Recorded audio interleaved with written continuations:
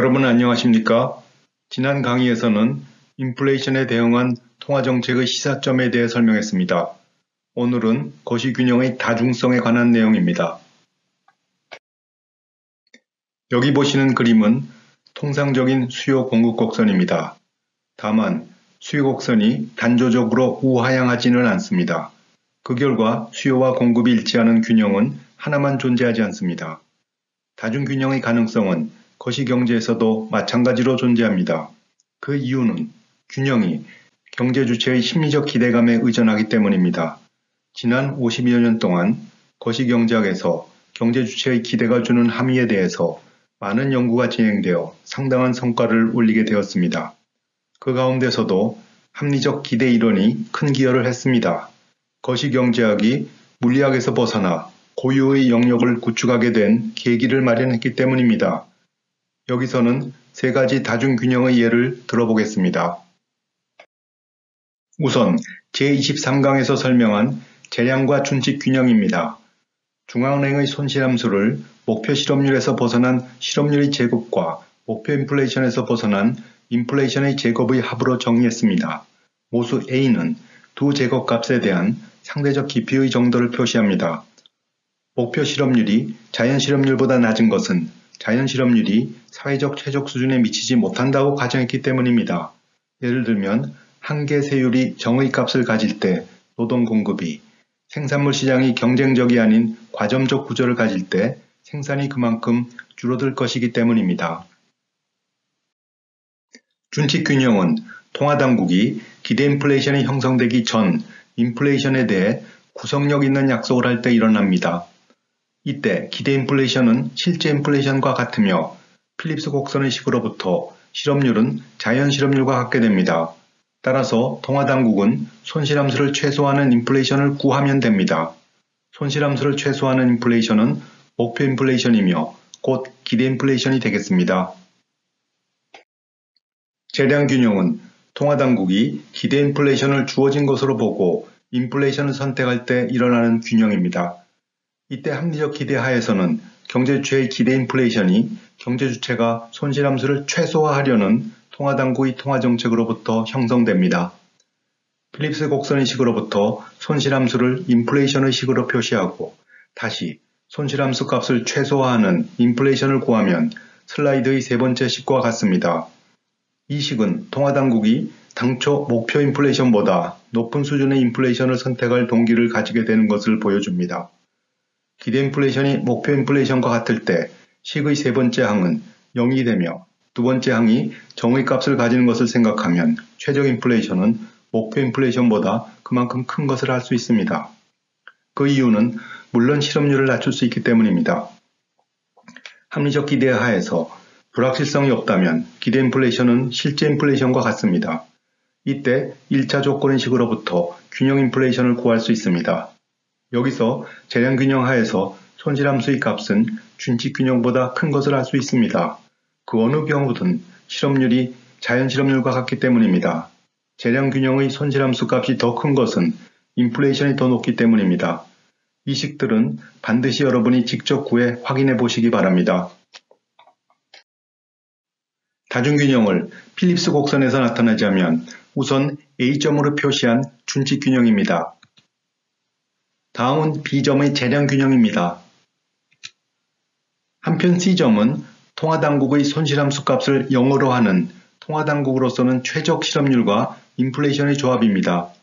이 조합이 실현되기 위해서는 통화당국이 인플레이션이 목표 인플레이션보다 낮게 공표해 기대 인플레이션을 심어주되 인플레이션을 목표 인플레이션으로 설정하는 경우가 되겠습니다. 통화당국이 약속을 파기할 동기를 가지게 되는 이유를 다시 확인할 수 있습니다. 또 다른 다중균형의 예로서 외환시장에서 투기적 공격의 여부가 경제주체의 자기실현적 기대에 의존하는 경우인데 제2세대 외환위기 모형이라고 합니다. 고정환율 제도는 환율을 약속으로 보고 환율 안정에 따른 미래의 예측 가능성을 높여 생산과 소비 활동을 원활히 하는 데 그 목적이 있습니다. 그런데 당연합니다만 약속은 지킬 수 있어야 합니다. 약속을 지킬 수 없거나 치러야 할 대가가 너무 크다면 약속은 파기될 수밖에 없습니다. 이 같은 의미에서 고정환율제도는 조건부 약속입니다. 여기서 고정환율제도와 공동통화는 전혀 다른 함의를 가집니다. 설명한 대로 고정환율제도는 경제 상황에 부합하지 않으면 폐기할 수 있으나 공동통화는 일단 사용하게 되면 되돌이키기가 어렵습니다. 유로존 위기 당시 경제 규모가 작은 그리스가 유로존 탈퇴 가능성이 제기되자 유로존 전체가 극심한 혼란에 빠졌던 것은 단적인 예입니다. 그림은 유위험 이자율 평가가 성립하는 높은 자본 이동성 하에서 ISLN 모형을 나타냅니다. 왼편 그림은 ISLN 모형을, 오른편은 유위험 이자율 평가의 식을 환율과 이자율의 평면으로 나타냈습니다. 균형 1은 고정환율제도 하에서 완전고용 국민소득을 유지하고 있습니다. 이때 수요 충격이 일어나 IS 곡선이 좌측으로 이동했다고 가정합니다. 고정환율을 유지하기 위해서는 통화당국은 금리를 I스타로 인상해야 합니다. 따라서 균형은 2로 이동하게 되며 소득 수준은 Y2로 하락하며 YF에서 Y2를 차감한 소득의 손실이 고정환율제도가 초래하는 비용으로 볼 수 있습니다. 만약 이때 투자자들이 정부가 환율을 지킬 수 없을 것이라고 예측한다면 UIP 곡선은 상방이동하게 됩니다. 환율 절에 대한 기대감이 일어나기 때문입니다. 만약 정부가 환율을 이 바에서 지키겠다고 한다면 금리를 I-로 인상해야 합니다. 이때 균형은 3에서 일어나게 되고 고정환율제도의 비용은 크게 증가합니다. 이 비용은 정부로서는 감당하기 어려울 것입니다. 고정환율제도를 유지하기 위해 굳이 큰 희생을 치르면서까지 대폭 금리를 인상할 이유가 없는 거죠. 고정환율을 파기하면 오히려 금리를 내리는 완화적 통화정책도 시행할 수 있습니다. 세 번째는 뱅크런입니다. 금융업의 핵심은 단기로 자금을 조달해 장기로 운용하는 만기전환을 통한 금융중개에 있습니다.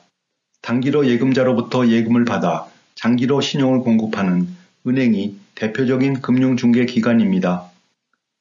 그런데 만기전환 활동은 만기 불일치 위험을 동반합니다.